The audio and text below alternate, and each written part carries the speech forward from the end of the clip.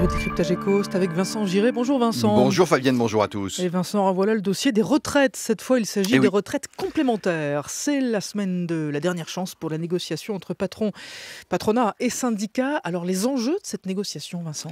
Ben oui, les enjeux sont multiples Fabienne. Et d'abord, pour les 18 millions de salariés du privé, c'est-à-dire pour tous ceux qui cotisent aux deux caisses de retraite complémentaires qui ont des noms barbares, vous savez, la GIRC et l'ARCO. Ces retraites sont dites complémentaires tout simplement parce qu'elles viennent en complément du régime général. Alors ces caisses ont fait des réserves financières, certes, mais elles accumulent des déficits et donc elles seront vite en danger car il y a un triple effet dévastateur. 1, la crise économique qui fragilise le système. 2, l'arrivée massive des baby-boomers à la retraite, on le sait. Et 3, la diminution des cotisations provoquée par l'augmentation du chômage. Du coup, c'est tout le système qui vacille. C'est donc maintenant que les partenaires sociaux doivent prendre des mesures difficiles. Et s'il n'y a pas d'accord, c'est le niveau de ces retraites qui baissera d'au moins 10% dès 2018. Donc concrètement, quelles sont les mesures qui sont sur la table? Alors il n'y a pas de miracle en matière de retraite, ce sont toujours les trois mêmes paramètres, l'âge du départ, le taux de cotisation et le niveau des pensions. Alors du côté des patrons, eh bien, le MEDEF s'appuie sur un rapport de la Cour des comptes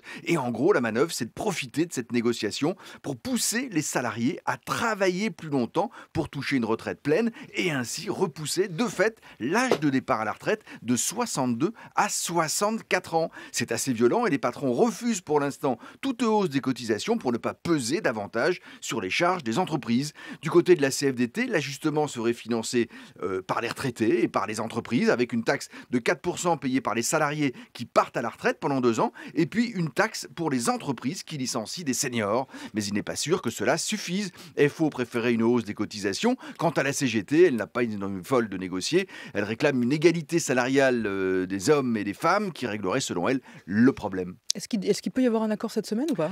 Écoutez, c'est possible, même s'il faut bien en convenir, les positions sont encore très éloignées. Cette fois, il y a beaucoup de pression sur les épaules des partenaires sociaux. C'est leur capacité à s'entendre et à réformer qui est en cause, qui plus est, dans un dossier où ils sont seuls en ligne. En cas d'échec, il y aurait au moins 2 conséquences. 1, cela renforcerait tous ceux qui disent qu'il faut en finir avec ce paritarisme, qu'il faut sortir les partenaires sociaux de la gestion des retraites et des grands risques, la santé ou l'assurance chômage. Trop de demi-mesures, trop de tergiversation. Du coup, il faudra laisser l'État reprendre la main et assumer la responsabilité de l'intérêt général. La deuxième conséquence serait plus politique encore. François Hollande tente depuis le début de son quinquennat de faire du dialogue social le vecteur des transformations.